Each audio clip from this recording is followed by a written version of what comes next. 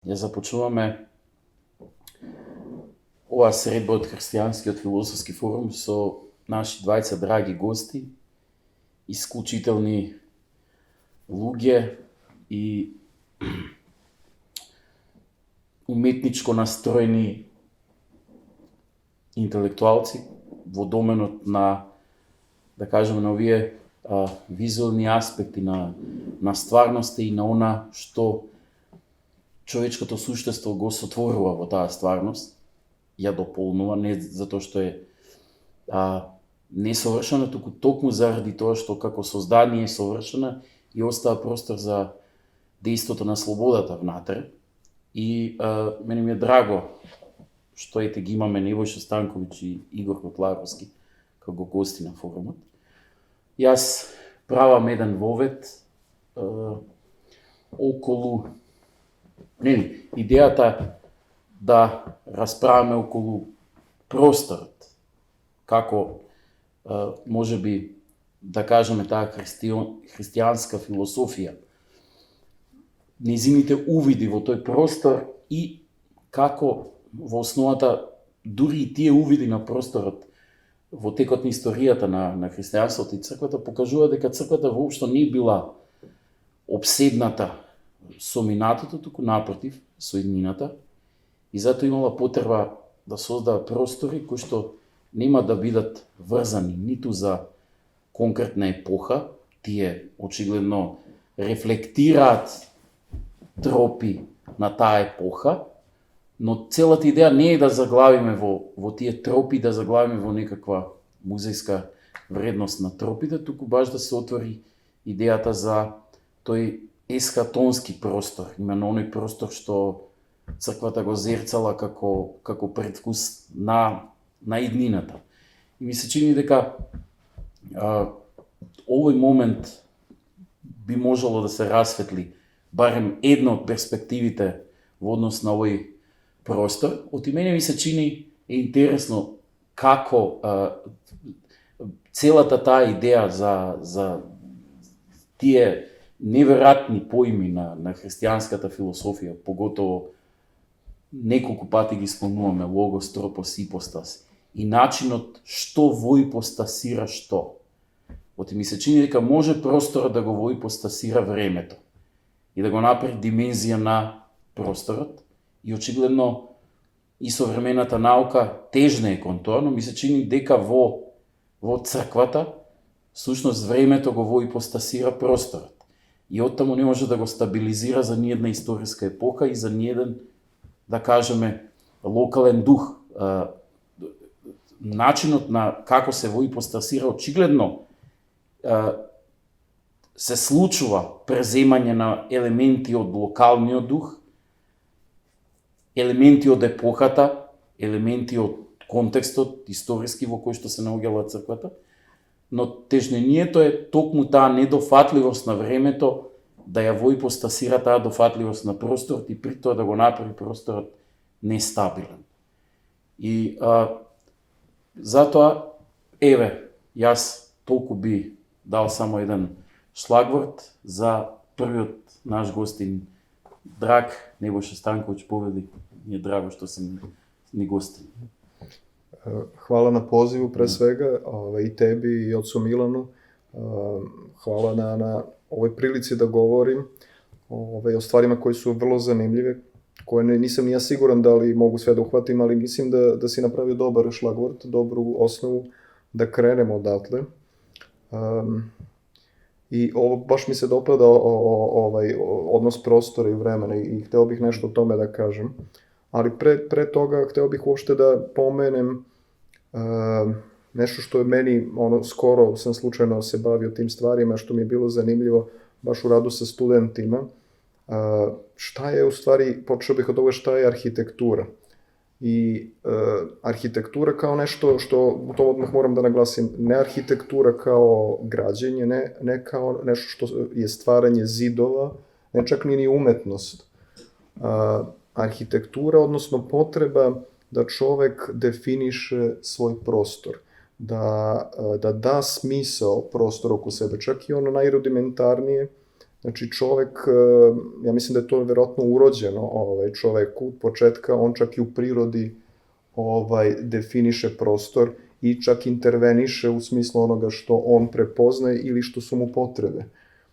Čak u prirodi, u šumi se prepoznaje proplanak, otvoreni prostor u jednom, da kažemo, zatvorenom, odnosno zakrčenom prostoru i on mu daje već neku značniju dimenziju.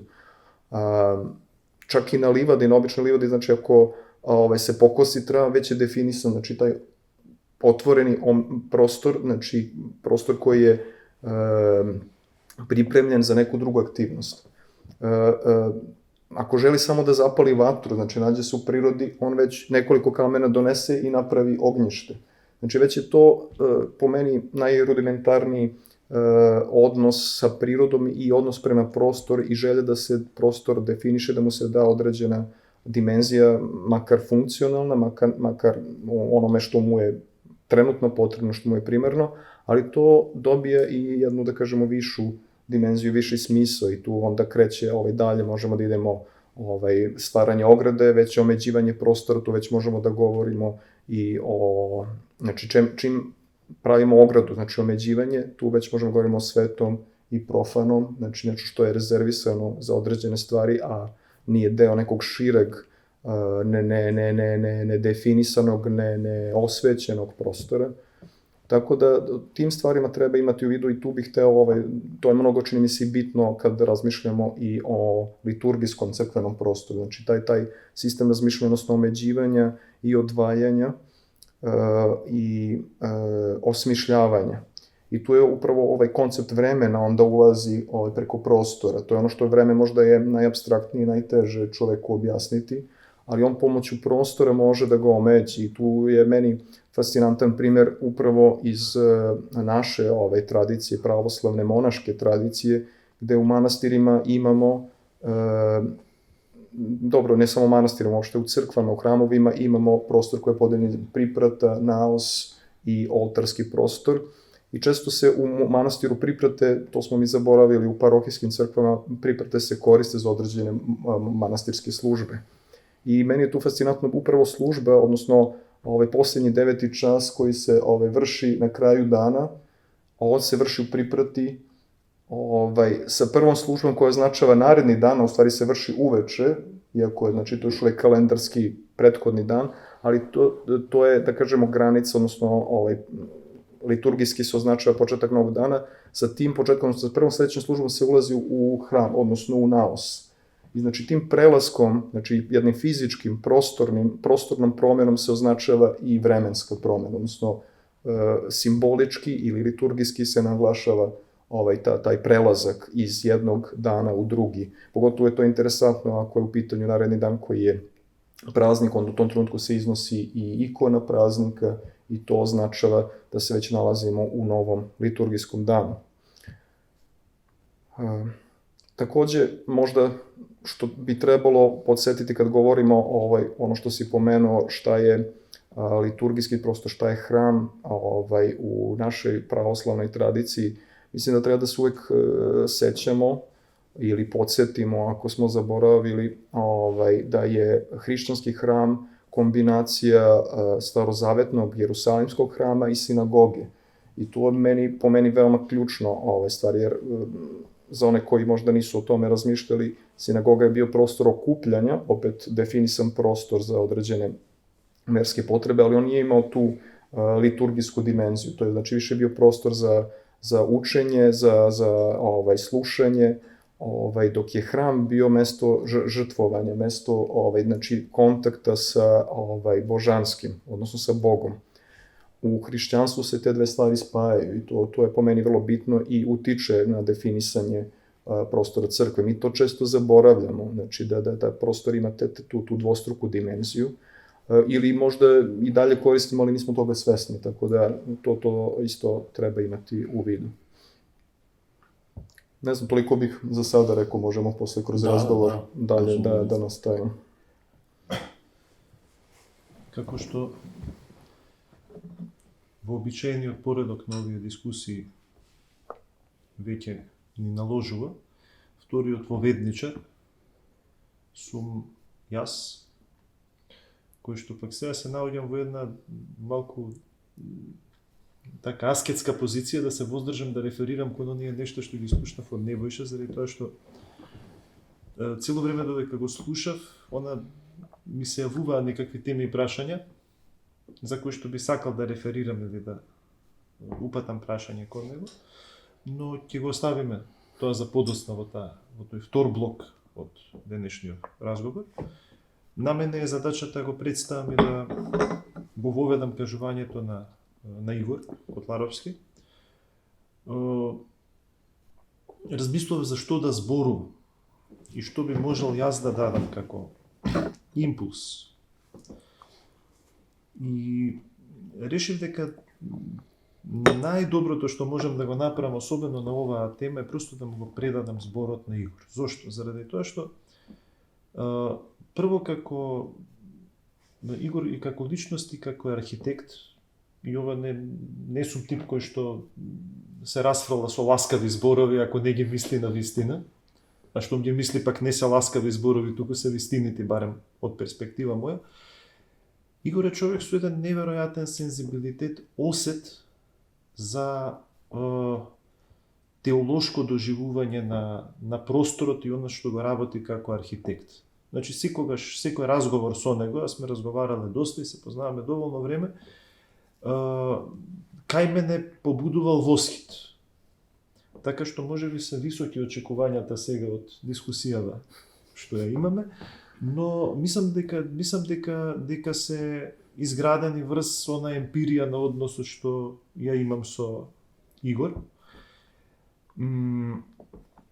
Заради тоа што во неговата мисла има нешто што кај мене лично него наоѓам секогаш, нели јас го имам тој површен, ајде како дека површински, порационалистички, поаристотеловски поглед кон нештата, додека секогаш ми било интересни тие согледувања на Игор во однос на особено на црковната и традиционалната архитектура, каде што тој успева да ги подреди логосите на таа архитектура и да ги подреди принципите, да ги изведе на еден философски начин и да ги прикаже, да ги стави на ачик оние работи кои што јас ги доживувам интуитивно, преку погаѓања, откривања, преку грешки, преку тој искуствен принцип на учење и на разбирање на нештата, он успеа така систематично да ги представи и да ги прикаже. Големото прашање мое, не би ти го упатил директно, но би го упатил како едно риторско прашање од моја гледна точка, тоа е во што се состои таа уникатност и таа посебност на православната, особено сакрална архитектура. Се сеќавам сега не одам на прочитав кога се Александар Шпеман едно место, каде што тој точно го воопшто самиот православен дискурс на православната уметност, на православната музика, на православната архитектура и така натаму, ја истакнува како нешто уникатно, како нешто посебно, како еден уникатен настан во историјата на човековото творештво, кој што се разликува не просто во надворешните образи и белези, туку суштински се разликува од другите образци во истите тие сфери кои што ги имаме. Така што чисто ја споделувам мојата љубопитност во една таква насока. Ти вака што се вели, ти префролам една можеби едно преамбициозно прашање, но искрено не се чувствувам подготвена самиот да кажам нешто, освен да ги споделам моите прашања и моите дилеми околу овие нешта, а пак потоа можеби во дискусијата ќе можам и да се обидам нешто, да придонесам, да направам некоја паралела со она што ми е познато и поблиско на мене. Го предавам зборот на нашиот втор гостин, на Игор Котларовски. Ви благодарам, значи, пред се за поканата. Сега не знам како да ги оправдам овие високи зборови. Навистина е тешко, поготово што е многу тешко да се зборува за овие суштински теми за архитектура, простор и време, затоа што тие сами по себе се спо мое длабоко верување се поетски вештини за кои што тие сами се искажуваат себе си, а не раскажуваат нешто друго за ние да можеме тоа во збор да го преточиме, барем да го преведиме. Би било премногу прозаично, но можеме да се обидиме некои аспекти да ги согледаме. Значи, благодарам и на Ристо и за тоа суштинското разграничување на простор и време и на проникнувањето едно со друго, поготово кога станува збор за црковната архитектура. Пред се за сите тие уметности важи, меѓутоа во архитектурата пред се. Аз го спомнав тоа од визуелни уметности. Ние живееме во време каде што сегашно во време наликува на можеби на некој период од тој грчко-римски свет каде што доминираше визуелното. А со самото тоа што доминира визуелното наспроти другите светило, не наведува тоа да ги посматраме визуелно предметите на уметност. Значи, како да имаме доволно време да можеме да ги посматраме од некој агол и да ги анализираме. Меѓутоа, ако тргнеме по таков пристап, како што многу често се случува во научната пракса, секогаш завршуваме во некој ќорсокак, бидејќи ни недостасува суштинската категорија на времето. А визуалното е карактеристично за пластичното, за скулптурата, според оно искуство, преданието што го имаме, црковната архитектура е многу поблиска до музиката, отколку до скулптурата, бидејќи таа ги има повеќе тие атрибути.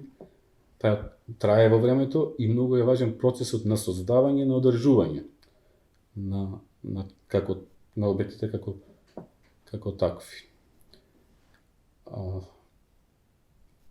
Сетилата се некаков меѓупростор помеѓу телото и душата, вика Свети Григорий Ниски. И многу е важно кога станува збор за учество во на целото битие, да учествува со сите сетила да се восприема, да се доживува живот. Архитектурата го нуди тоа да не ја доживуваме само од визуелен аспект, туку пред се тука се сите сетила се во игра. И сега ова прашање на отец Милан, што е она што го прави посебно, што ја прави посебна архитектурата на храмот или сакралната архитектура, може би на нашите простори или еве во православната црква. За другите немаме премногу анализирано. Како што нека тоа клучно е времето. Како категорија, бидејќи уште од Стариот Завет во Светото писмо ние никаде не наоѓаме, да кажеме, не наоѓаме како изгледа тој храм, за да го анализираме. Или како изгледала, не знам, скинијата на Мојси. Туку цело време е опишана начинот на кој е таа правена. И ако во Стариот Завет се правило по директива, се ја правиме по слобода. Ама и едното и другото е во временскиот процес. Значи таму на Соломон се кажува на Мојси: и ќе земеш, ќе поставиш 2 столба, ќе издигнеш левиот, ќе го именуваш со едно име, десниот со друго.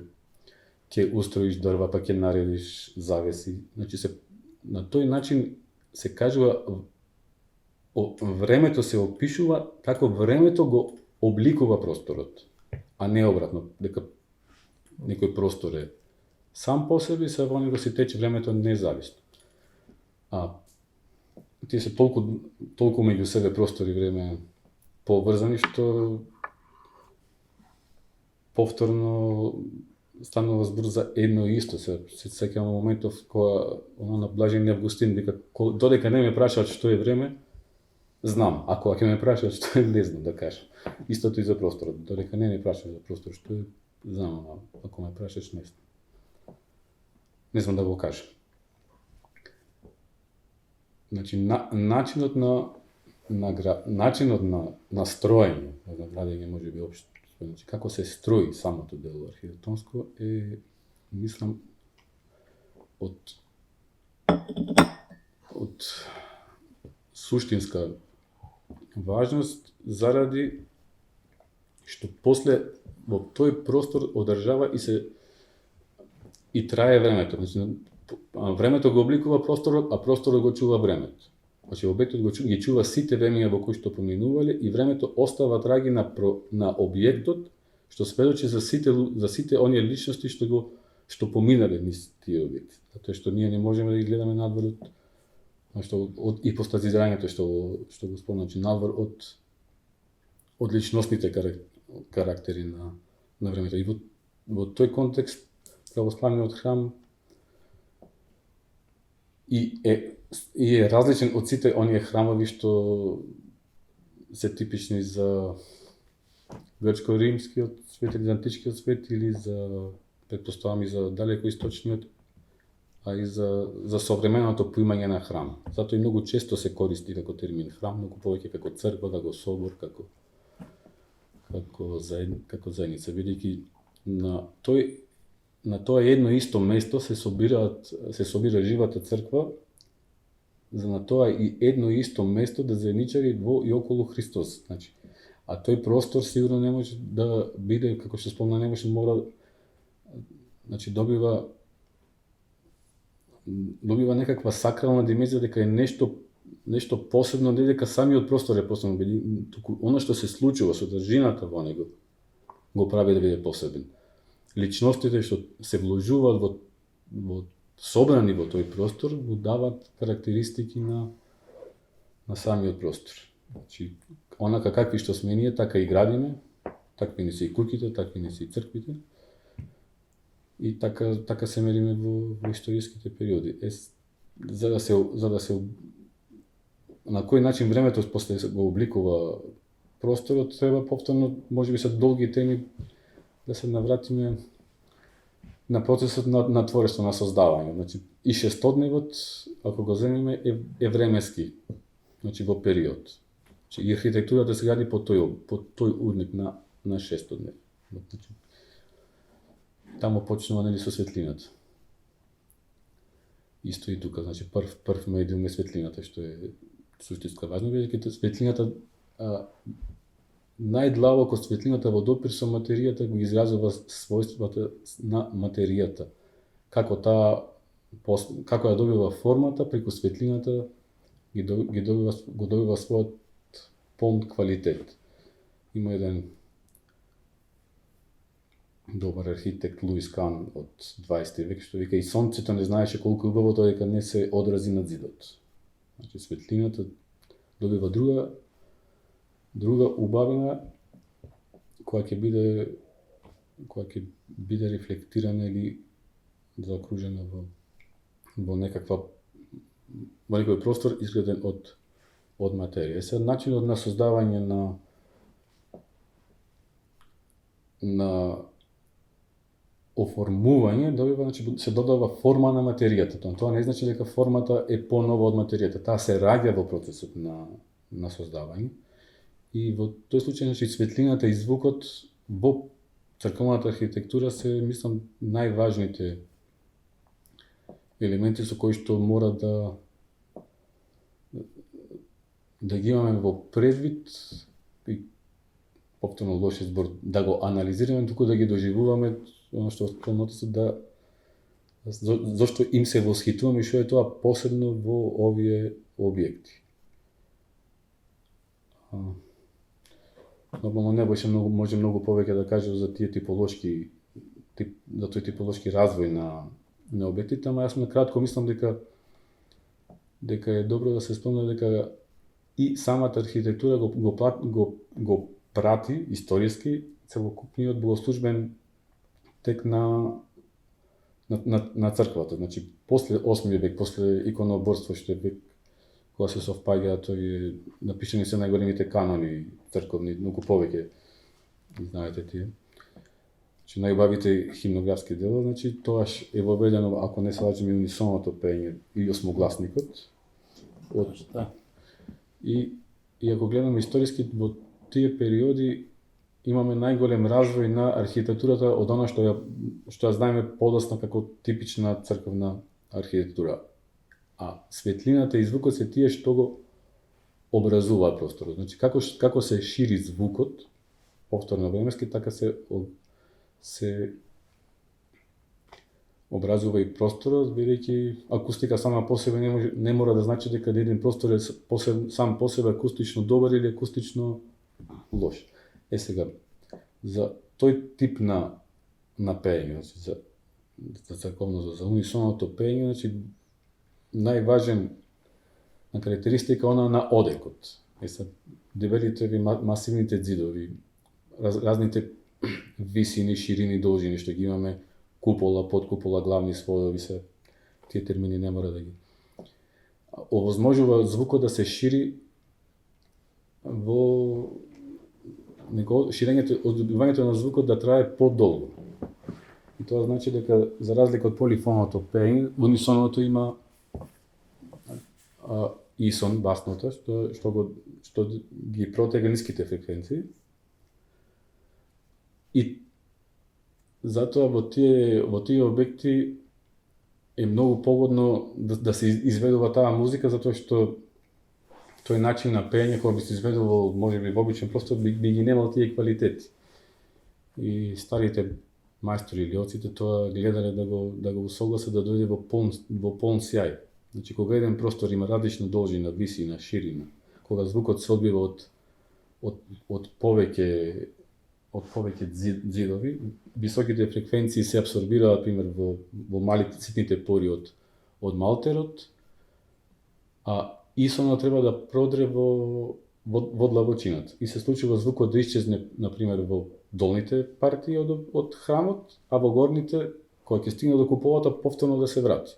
И тога се добива впечаток дека самата градба, самите ѕидови пеат, а не псалтите, дека архитектурата, односно објектот го пее Бога, а не градбата. И тие се работи кои што не можеме визуелно да ги посматраме. Исто е со ширењето на светлината, отсуството на визурите, зашто се важни, зашто немаме визури во храмовите, затоа што во тој случај би го гледале историскиот тек на времето. А во храмот треба да се доживее есхатолошкото литургиското време. Литургиското време ги соединува во химните кога се чита Евангелие во она време, а кога се пее примиме денес на тоата тајна, значи тие се соединети сите времења и тоа би било апсурдно кога може да се посматра историското време.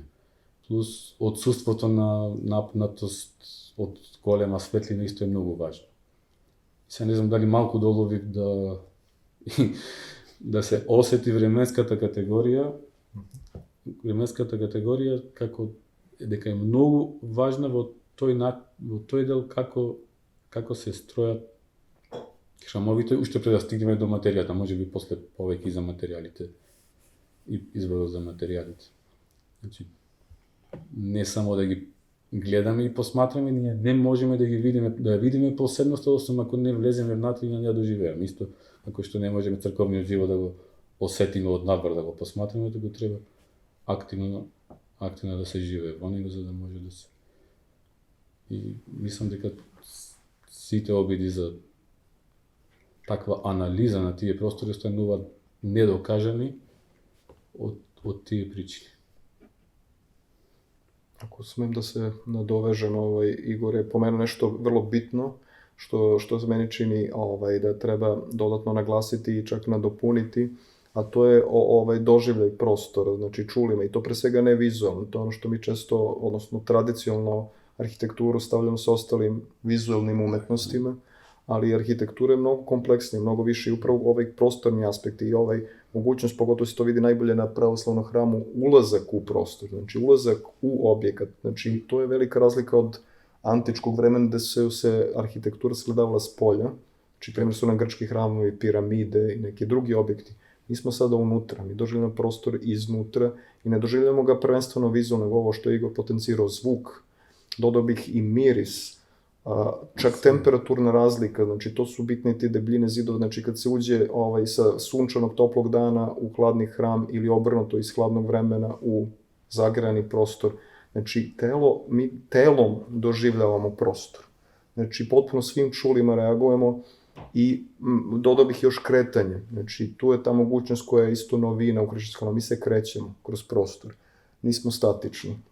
Makar postoji taj ulazak koji menja perspektivu i otvara vizure, ono što isto Igor pomenuo, otvara se doživljaj prostora, znači tu imamo i forme koje učestvuju, koje nam drugačije otvara, znači visine, širine, oblici prostora koji, naravno da ne kažemo samo slikarstvo na zidovima, znači sve jednostavno omogući da čovek potpuno svim čulima bude apsorbovan, taj prostor bude prenesen u drugu dimenziju. Mislim da je to ono što je ključno kod pravoslavnog hrama.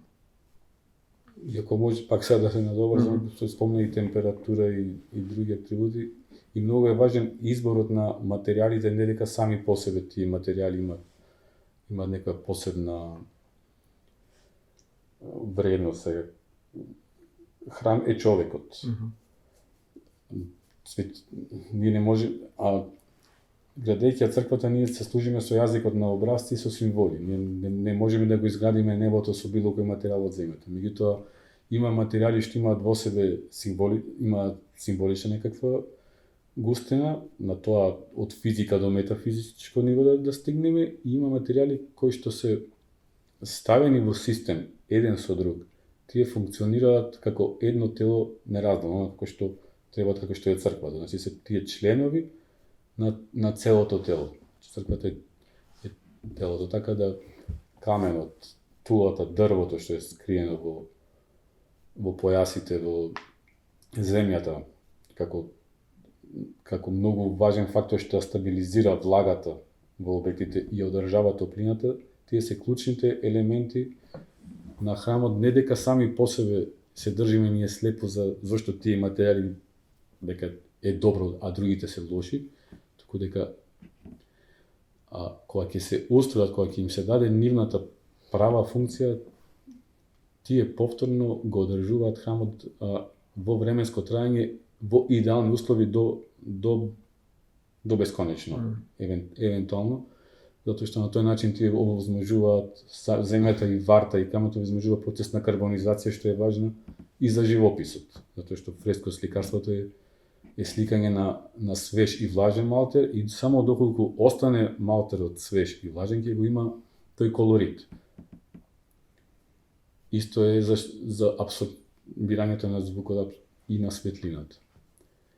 И кога ќе се стави сето тоа во еден систем, може да се види дека не може ништо ни да се додаде, ни да се одземе, затоа што тоа е во некаква совршена едноставност доведено за повторно да може да трае. Значи земјата и влагата што се поставува од темели до кров во црквите, таа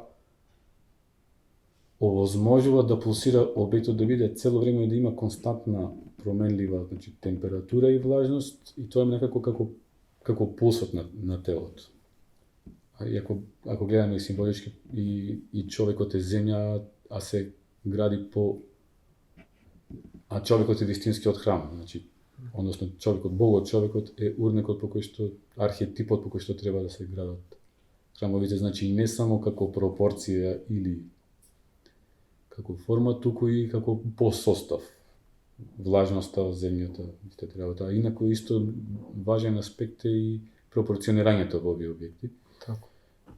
Бидејќи повторно тој начин на пропорционирање ги овозможува убавите формати, односно човекомерните формати за живопис, што знае отецот колку се мачат по новите цркви, како кои сцени каде да ги насликат, или исто колку е тешко во непропорционален објект да добиеш добра акустика. Треба прво да ја умртвиш, па со вештачки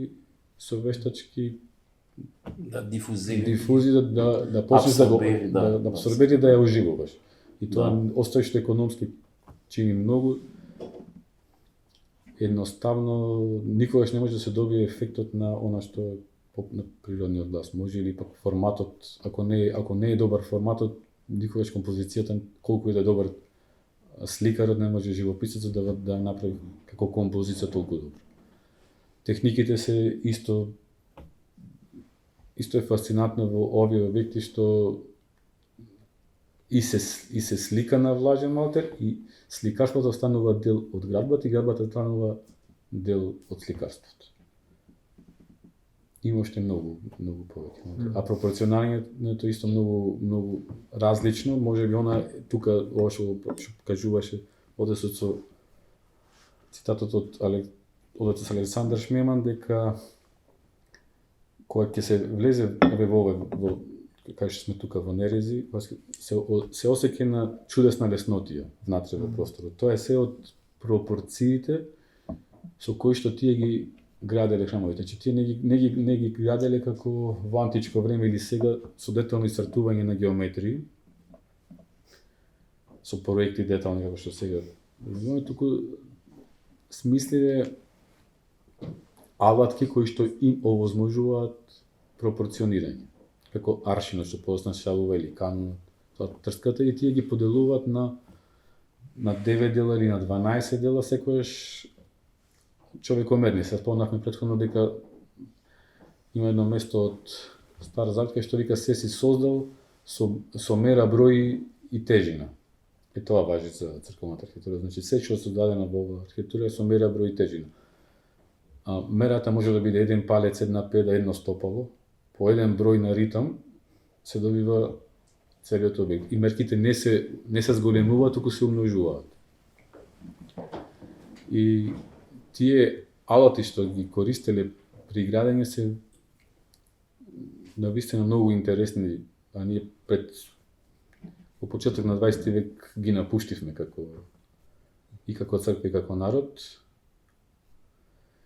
бидејќи пример аршинот со кој што граделе, тој не е мерка само за должина или за мерење. Значи не е алат за мерење, не е ни мерка, туку е и за пропорционирање, бидејќи тој е состоен пример од две прачки поделена на 12 дела, исто како што времето се дели. Значи просторот го дели на 24 дела, исто како времето, што како повторно е единството со времето.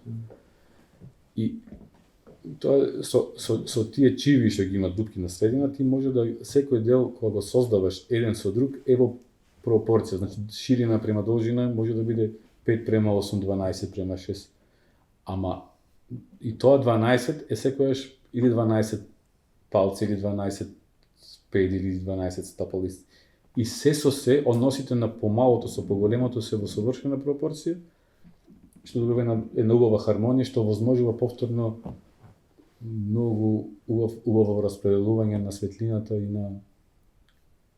и на звукот. Ова мене ми неверојатно интересно, затоа што тој однос на просторот и времето, да кажеме, овие современи насоки во, да кажеме, во квантната физика и тие идеи дека може, ако се свати времето како димензија на простор, да можеш да разбереш дека може две времења да постојат, така да се каже, истовремено насватено како простор. Имено, времето што го изврвел некој пред 200 години, да го сватиш дека паралелно постои во универзумот со ова време. Што е невозможно, реално, животно. Оти животот трае и она што е вчера го нема веќе. Затоа што се исцрпува во тоа траење, онака сватено бексонијански. Но, еви отецот се сеќава, кога сме служили овде некој бденија. И внатре црквата во Нерези, Свети Пантелеймон, се случува, го имавме сите истото чувство, дека паралелно постојат сите времења вградени во просторот на црквата. И имаш чувство дека паралелно сопостојат времењата на претходните кои служеле и ќе постојат и оние после нас што ќе дојдат. И практично црквата го слика ескатонскиот простор во кој што паралелно ќе постојат времењата на сите луѓе, затоа што во основата на нашиот живот е временски факт. Затоа што не е просторен. Јас можам да се преселам од еден простор во друг, но она што го прави мојот идентитет на јаство е сушност потполно траење во време. И чувството на самото живење е временско. И сега, ова во квантната физика што се случува, таа убеденост, не знам, дека може да постои временска машина, не? Она што Бергсон никогаш не би го прифатил. Бидејќи смета дека не можеш да го гледаш времето како простор. Именно вчера не е место. Како што е Велес место, нели тргнеш од Скопје кон Велес и по пати можеш да се вратиш, но како да се вратиш во она вчера? Ако целиот живот се исцрпува во тргњето како снежна топка, именно снегот што е од позади се наоѓа веќе во топката што оди нанапред. И тоа е идејата на времето и затоа не може, но во црквата всушност Баш го имато. да, значи као предвкус на искатоното на што сме зборале, као поинаку поставени времења. И сега простор всушност и му е потребен на времето за да може да сопостојат повеќе времења. Тоа гледаме во црквата, поготово во овие цркви. Да, во овие нови цркви сега што се градат, тешко дека тоа можеме да го доживееме, но во овие цркви очигледно што ги граделе, имале многу повеќе вкус за иднината, но како исполнето време, како професија. Не оти гледаме овие световни, да кажеме, атеистички, така безбожнички пристапи кон историјата, тие воопшто не можеш да видиш како луѓе трбуњаат, како една идеја е дискредитирана со тоа што е нов век. Не баре векот го прави човекот, а не човекот векот. Значи автоматски нешто треба да се отвори само затоа што е друг век. Што е потполно никаков аргумент, нема никаква логикост, нема никаква словесност. Туку и потполно е изгубена таа идеја на таа врска простор и време, што очигледно се ствара овде. Тој човек го доживува. Не може да се опише тоа. И нема тешко. Да. А всушност гледаш како на пример оно што квантната наука сега мисли дека може да го објасни како возможно, дека може да постои, всушност може би таа го објаснува само искатонот. Оно е нов свет што ќе следи и што ќе заврши, а всушност црквата, да. Црквата веќе тоа го предвкусува. Значи, мислам, веројатно тоа е солта. И затоа е важно, да. И затоа е важно како се гради и начинот. Ја мислам ова е сега, значи мене ми се разговараме вака, седнати сме овде. Тоа е поент. На добро место сме седнати. Зошто сега се гради со материјали што не стареат? А ако материјалите не стареат, не го носат времето. Односно се преферира да се градат со материјали. Тоа е се страфот од траење на времето што води како кон стравот од смртта. А во стариве овие цркви, секој материјал стари е во вината во неговото старење. И во вината е во секој запис на сите тие генерации што поминале претходно што го оставиле. Затоа и реставрациите се безсмислени кога ги враќаат во еден период. Ако е граден објектот во 12 век, ќе го вратиме како што изгледа во 12 век и од 12 до 21 век има некаква дупка на време траење. Ги враќаат венци, не знам, изглед транзини, како да сме во 12 век. А убавината е и во старењето во цели процес. Сите времења се важни. Важни се затоа што сведочат како се изживеани. Дали добро и во позитивна и во негативна смисла. И од тој аспект е многу важно и оно што во претходно зборувавме, значи и за изборот на материјали, самите материјали, самиот архитектура ако не старее, не знам дали може да ги изрази овие ескатолошки димензии. Ако им се одземе на тој вештачки начин, на тие префабрикувани емајли, стакла, пластики, што може да ги сретнеме и во црквите си. Има и отецот искуство и со други објекти од профана архитектурата. Да.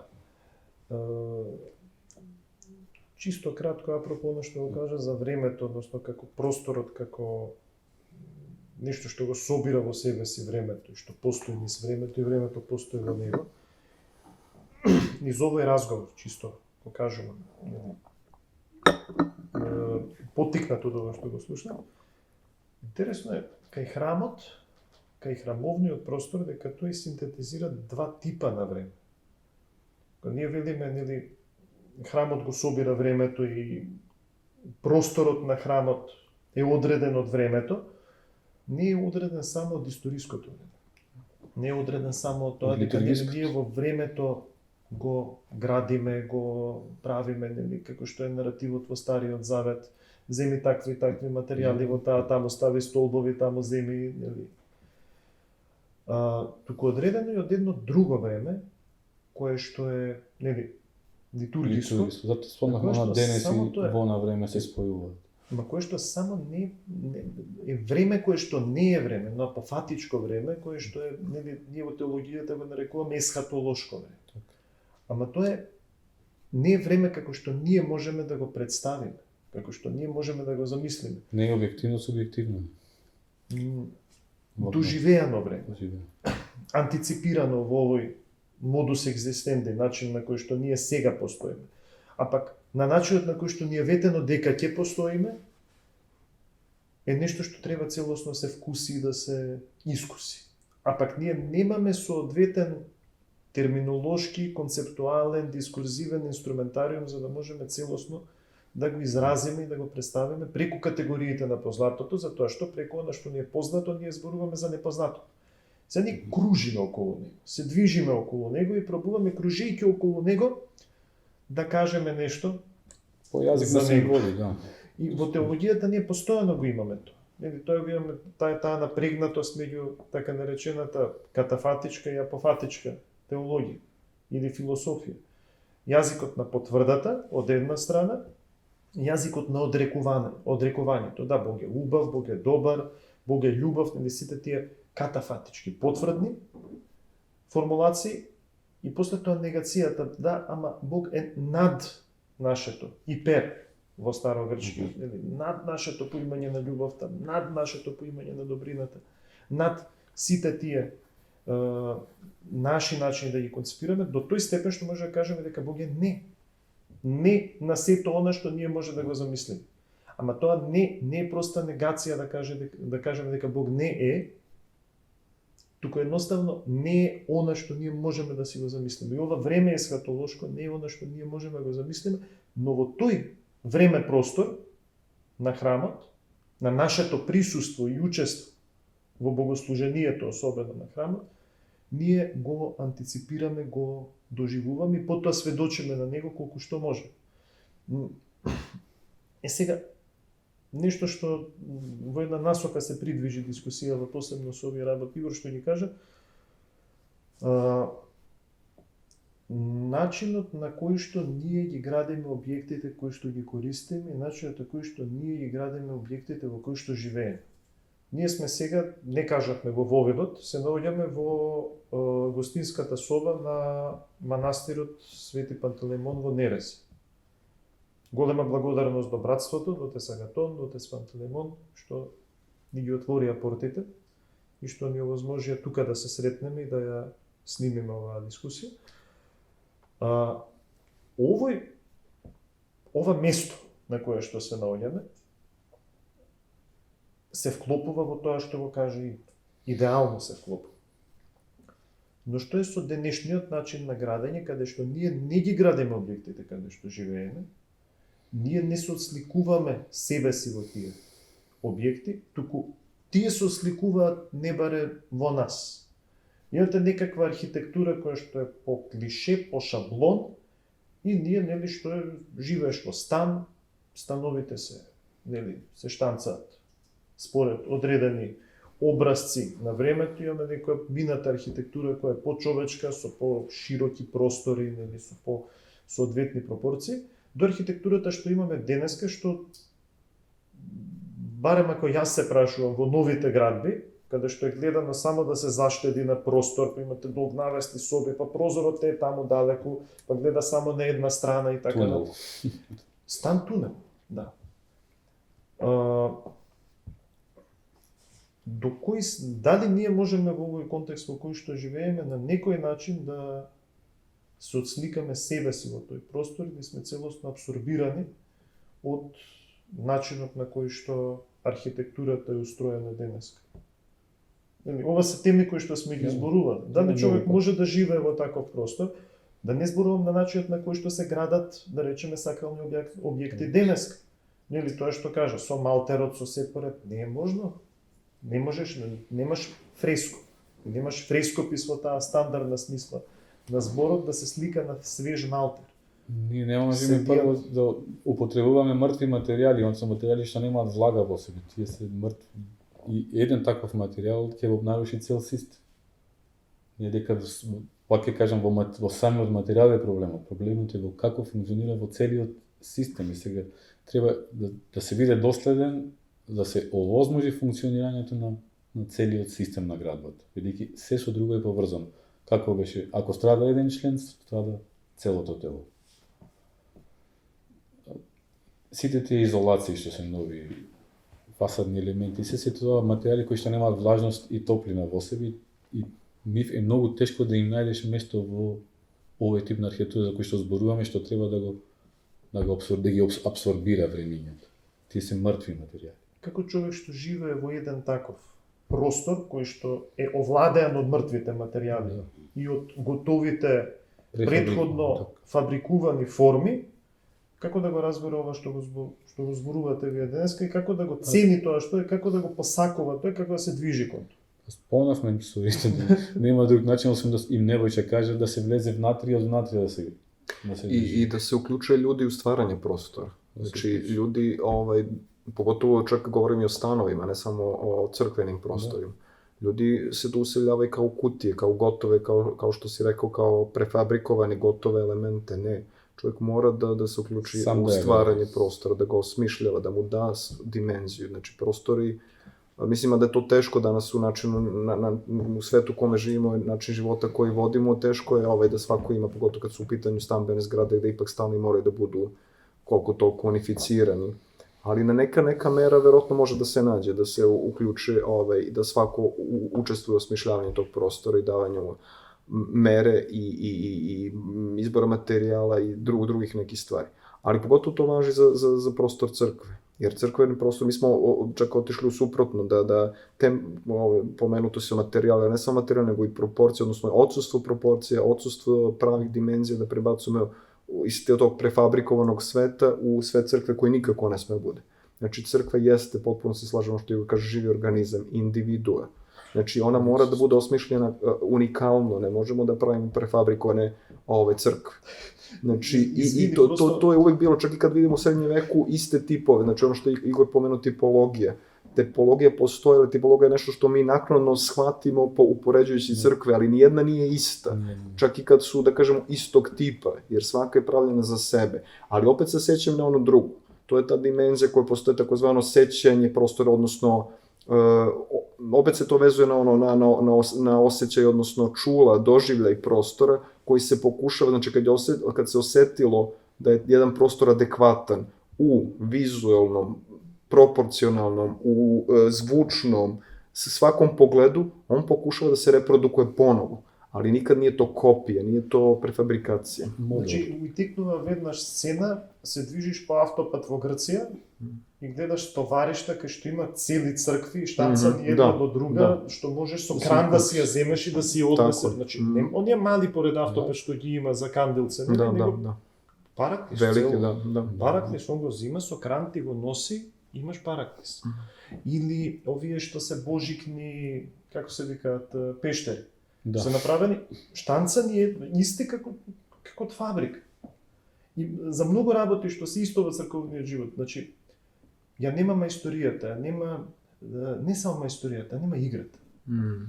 Колку било убаво да се соберат деца и они да го прават. Да. Ете, дајм ги истите материјали, нека бидат тие материјали од кои се направени овие, нели, по клише. Го направи он. Нека биде игра, нека не бидат сите исти. Ама ние некако просто го зимаме тој концепт на сериско производство, здраво за готово и си го инсталираме од секојдневниот наш копи-пейст, од секојдневниот живот, просто си го префрламе во црковниот живот и не го забележуваме.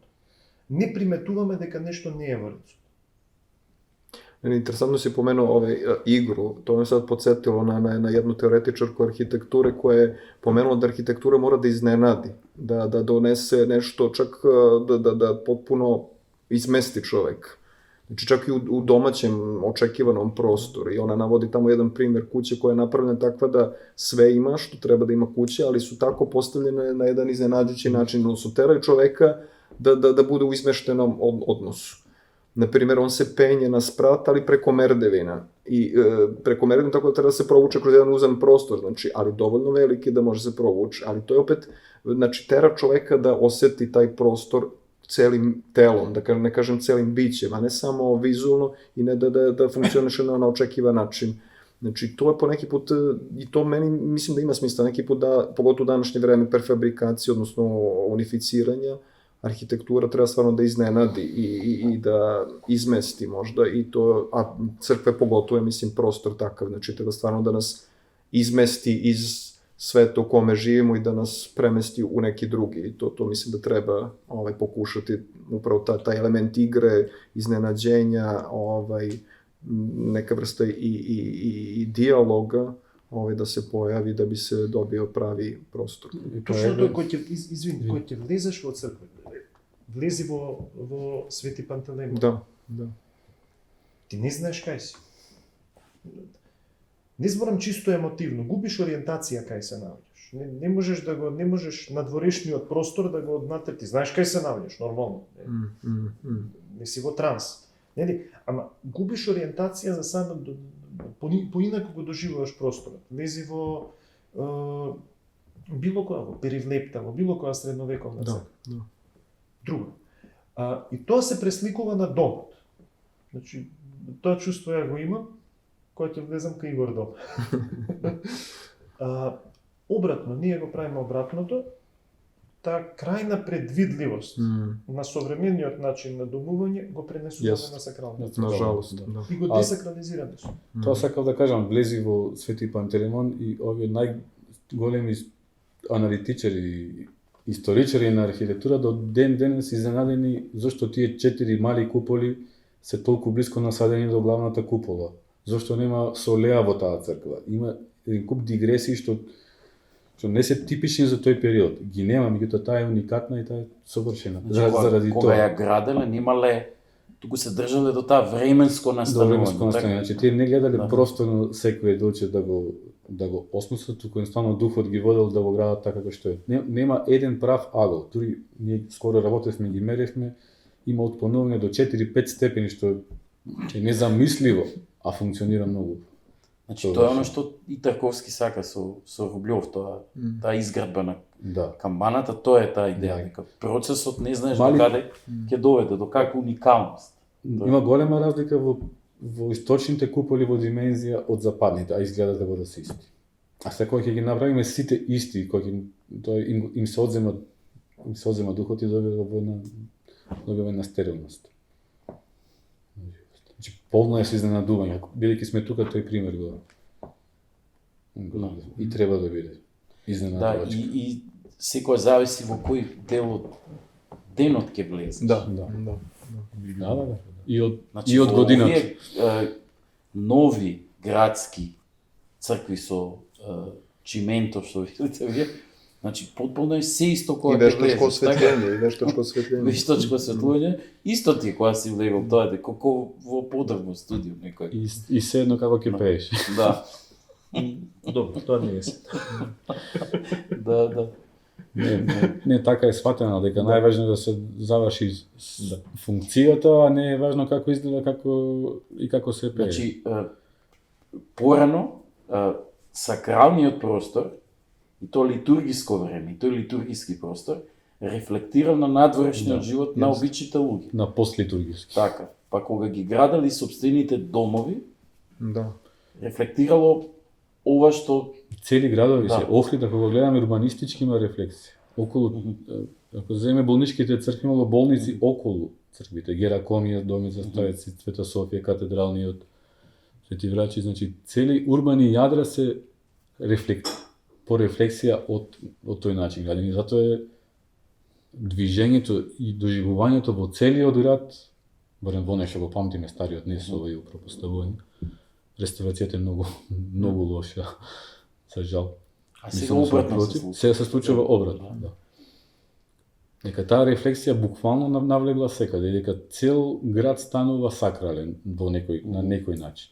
Затоа што од после воплотувањето ние немаме таква поделба на сакрално и профано како што го има во Стар Завет. Се е повикано да се освети, да се преобрази, меѓутоа треба процес за тоа.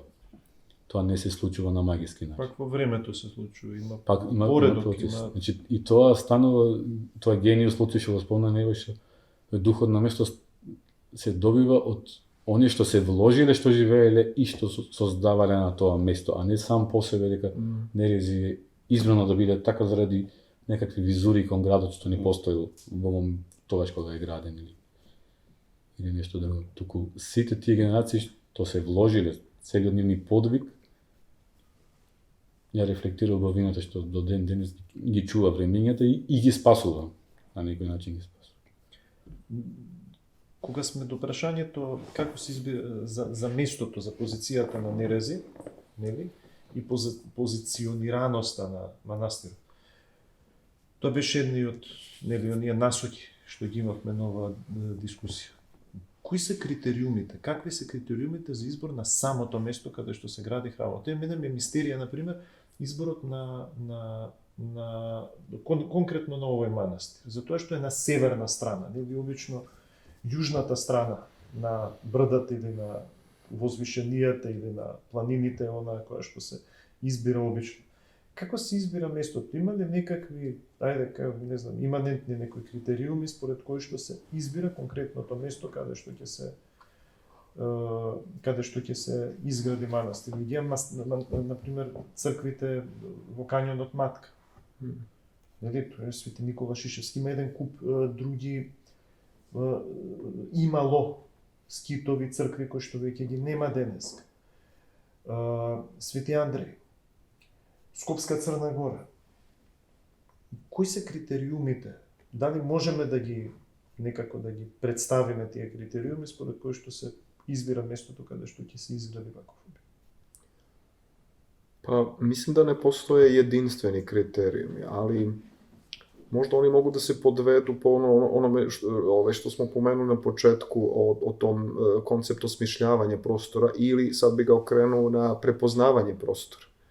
Znači jednostavno, ja mislim da su se neka mesta prepoznavala ili su već ranije bila prepoznata pa su nasleđena. Znači, Tako je ovo. I mislim da je to upravo u Nerezima slučaj. Znači to su te takozvani koncepti, čak to su prastari još pre hrišćanstva, koncept Svete planine. Znači to sveto mesto koje je uzdignuto, koje je negde na visini i koje se prepoznaje kao odvojeno, samo prirodno. I to je stvari u hrišćanstvu, pogotovo u monaškom kontekstu, imamo one pećinske crkve, mislim i na ovim našim prostorima, ali pogotovo u Palestini, u Egiptu. Znači čak im je davana prednost u odnosu na izgrađeni prostor, jer su prepoznali kao čak ima na grčkom termin bogosazdano, znači Bog je sam predodredio taj prostor da bude prostor crkve ili keli ili čega god, ali znači određen je unapred, znači samo je čekao trenutak kada će biti prepoznat i usvojen, kao takav i možda dodatno nekim elementima potkrepljen, odnosno pojačan.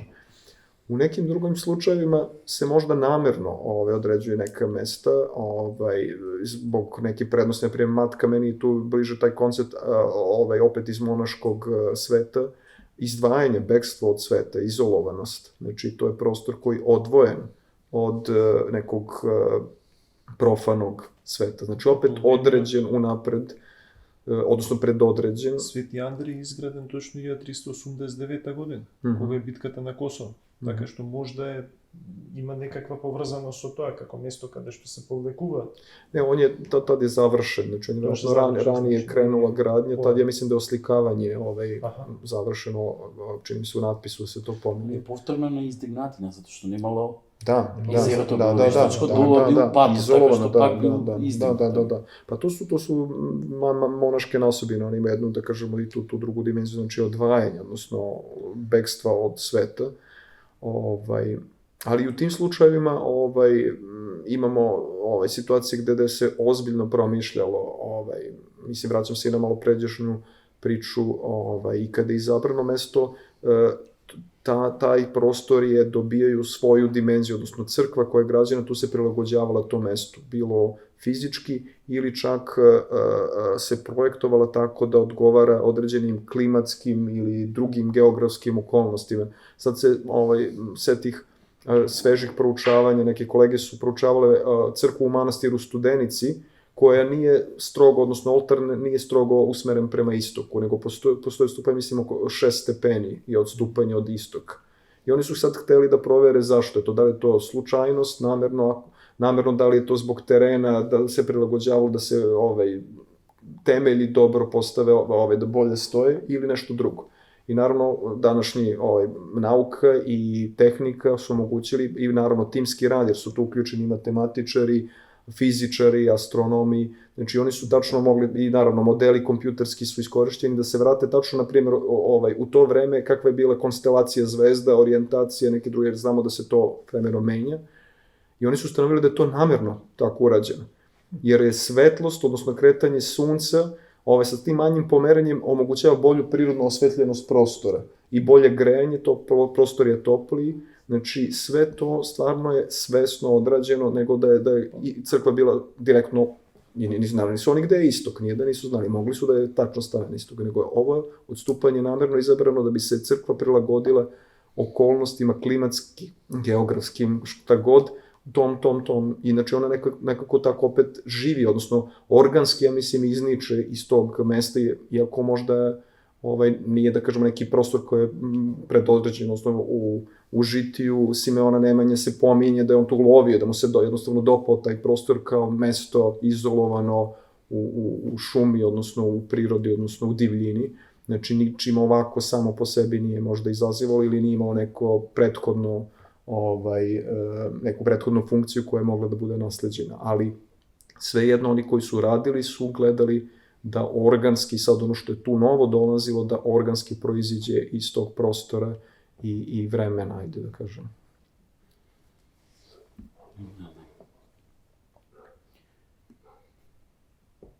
Јас малку точно таа димензија време ја запоставив, така што не знам како сме со времето. Па не, можеме подека да го заокружиме разговорот. Заврши го ти се. Ти почна, јас ќе завршам. Добро, ја немам што друго да кажам, значи јас цело време го слушам ова и се восхитувам како кон нешто што не можам сам да го согледам. Секој човек, како и материјалите, природните материјали се различни. Секој си има своја карактеристика. Материјалот од кој што сум направен јас е еден, материјалот од кој што е направен Ристо е друг. Нели, Игор, Небојша, сите сме од некаков материјал. Материјалот кој што сум направен јас е да можам да ги слушам овие нешто и да им се... Ама зато не е серија. Можел да го... Како? Зато секоја човечка личност е уникална, не е серија. Да. И така, секоја црква треба да биде уникална. Значи, но таа инерција, веројатно, на уништување на тие онтолошки основи, на екзистенцијата, нели, личноста, направи да почнеме да се восхитуваме од серијално производство. Како род. Да, и да се срамиме од тоа што не сме серијал. Да. И да бараме колективни некакви си идентитети кои што подобро ќе не определат како индивидуа. Имено индивидуалните права да ги добиам преку колективен идентитет, затоа што припаѓам на еден колективитет, а не поради тоа што сум уникален. И таа склоност кон тој воскит на серијално производство веројатно го уништува она во човекот, именно ова што се го спомна. Значи, различноста на луѓето. И гледаме во текот на црквата, значи не се само одреден тип устројства на луѓе подобни за светителство или за било што друго, туку гледаме комплетно спротивни личности, дури во исто време и поради уникалното устројство на двајца светители кои што биле во некаква расправа, диспути се и двајцата да се светители на црквата. Така што, мислам, мора, значи, за мене црквата е Адам. Значи, тоа не е нешто, јас на почетокот почнав дека е таа потреба човекот да создава нешто што го нема во реалноста. Не, всушност црквата е всушност вистинската, да. Значи што и што треба да ги собере сите времиња. Сега не знам кое време каков сме склони кон тоа наместо човекот да го создава векот да го создава човекот. И не знам крајните векови дали сме во тие векови или дали ќе постојат и каков ќе биде Адам тогаш и дали што од тој Адам ќе влезе во црквата. Веројатно тие луѓе тоа што ќе живеат, што ќе бидат во црква, ќе морат и од тој Адам нешто да донесат во црквата. Значи оти ќе ги собере сите времиња, нема да биде овој век, нема да го имаме предвид, нели. Очигледно не постои така, целиот Адам мора да биде соберен. И ова со устройството тоа е тоа, значи сакам да слушам нешто што не го знам. Не, затоа што не од моето устройство, ама сепак тоа е тој ипостасен принцип што не определува, значи устройството не е затворен систем кој што не може да се отвори, именно како што. И не само да го слушам она што не го знам, да го слушам само она што не го знам, него ни она што не можем да го насетам без да го чујам претходно еднаш и да го погледнам од таа перспектива. Да. И тој меѓуличносен фактор што ја гради, нели, во времето што ја гради црквата и како храм, но ја гради пред се црквата како тело Христово. И ова ми одговори на многу битна тема, едно многу битно прашање на кое што размислував изминативе денови подготвувајќи се за една конференција. И именно тој меѓуличносен фактор во времето и неговата диалогичност, способност за диалог, да се препознава себе си преку другиот и во крајна инстанца се препознае себе си и другиот заедно и целата заедница во Христа, е оно што не конституира како црква во секоја можна смисла на збор, таа антиципација и така. Мислам дека имаше еден стих, кај сега вака се зборовите се како цреши повлечеш една даѓа повеќе. Имаше некој стих кај Радован Павловски. И значи јас го сакам многу Радован Павловски, ама сега можда ќе му фатам некој каршилак. Затоа што имаше кај него еден стих како дошол на некаков простор негде во планината. Значи, може, не го цитирам точно, посеќавање ми е. И како тука пред 120 години поминала мома која што била неговата. Дека се промаши. Јас се тука му контрирам на Радован Павловски, дека сушност човекот треба да се радува во кој време е роден. И сите луѓе што ги среќава, без разлика, дури да им се радува и на безбожниците.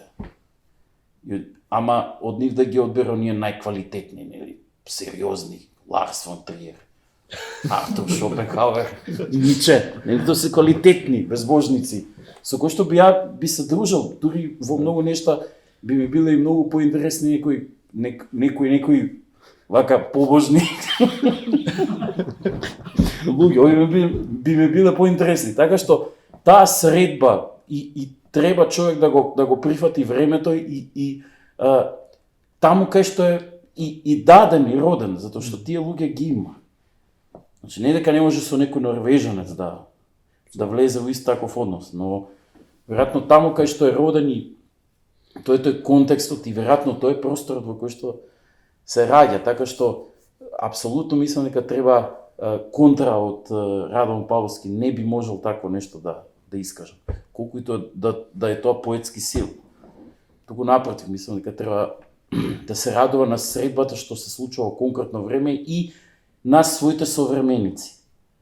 Можноста, нели, нормално да комуницира и со времињата, значи ние као да имаме предвкус на ескатонот, значи преку пишаното, нели, ти можеш да го читаш Ниче, можеш да читаш светите оци, да ги читаш од 6-7 век, да направиш баш буквално да го осетиш ескатонот, дека веројатно во крајното време ќе седим и ќе разговараме со нив. Значи како спојни времиња во еден простор. Така што овде морам некако се нафрли ова сега, отец Милан што го кажа, вака да му фатам каршилак на Радован Павловски, не ми е згодно поради тоа, морам да признам, не лагам се секи малку, ама мораше да се случи тоа. Просто таков беше муабетот. Еве отец не повлекувам веќе цревши, значи можеш да го завршиш форумот. Толку од мене само благодарност до вас што прифативте да бидете дел од форумот. Благодарност на Ристо што успеавме да ги поминеме овие 8 продолженија на христијанскиот философски форум, оваа втора сезона. И благодарност на Бога за се.